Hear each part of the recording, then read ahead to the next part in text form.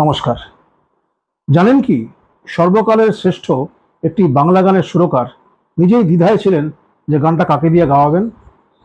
অথচ সেই গান আজ 60 বছর পার করেও বাঙালির হৃদয়ে সমান সতেজ। সালটা 1963। তৈরি হচ্ছে এক চিরসবুজ বাংলা ছবি।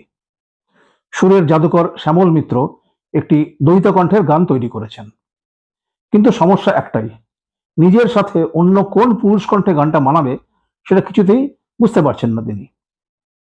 ঠিক সেই সময়ে ত্রাতা হয়ে এগিয়ে এলেন এই ছবির গীতিকার কিংবদন্তি গৌরীপ্রসন্ন মজুমদার।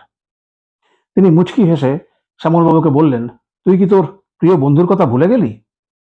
শ্যামল মিত্র তখনও ঠিক ধরতে পারছেন না।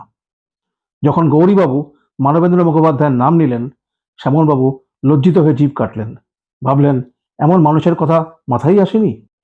গানটি তোলার জন্য মানবেন্দ্রবাবু এলেন শ্যামল মিত্রের বাড়িতে। গানটা শোনার পর আবেগ ধরে রাখতে পারেননি মানবেন্দ্র মুখোপাধ্যায়। বন্ধু শ্যামল মিত্রকে জড়িয়ে ধরে বলে উঠলেন, তুই যা শুরু করেছিস না রে, আমরা এই গানটার জন্যই চিরকাল বেঁচে থাকব। কিন্তু আসল টুইস্ট ছিল রেকর্ডিং এর সময়। গানটির জন্য বরাদ্দ ছিল 3 মিনিট 20 সেকেন্ড, কিন্তু গাইতে গিয়ে সেটা হয়ে দাঁড়ালো 3 মিনিট 40 সেকেন্ড। রেকর্ডিং এর ঠিক আগে মানবেন্দ্রবাবু কাউকে না জানিয়ে নিজের মতো করে সরগমটা একটু ছোট করে দিলেন। একটু ভয় ভয় নিয়ে সুরকারকে গিয়ে বললেন ব্যাপারটা। শ্যামল মিত্র অবাক হয়ে বললেন, কি করেছিস শুনি? মানবেন্দ্রবাবু যখন হারমোনিয়ামে নিজের তৈরি সেই নতুন সরগমটা শোনালেন, শ্যামল মিত্র মন্ত্রমুগ্ধ হয়ে চিৎকার করে বলে উঠলেন, দারুণ, এটাই থাকবে সিনেমায়। এতক্ষণে নিশ্চয়ই বুঝে গেছেন আমি কোন গানের কথা বলছি।